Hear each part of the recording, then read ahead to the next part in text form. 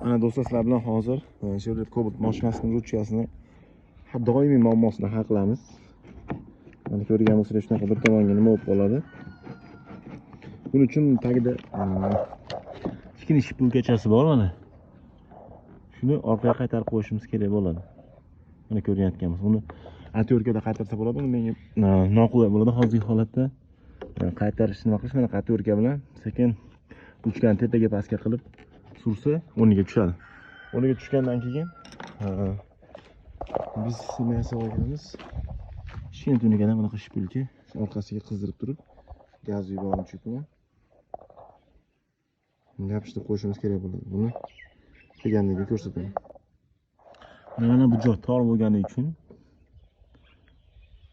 yerga shipulkani qo'yishimiz kerak yasab olgan hozir. Tununkani mana qilib yasab oldim. Temirdan kiydirib turib, shu bilan yopishtirishga harakat qilamiz. Hozir buni videoga olmayman. Endi yopishtirib olganimni ko'rsataman.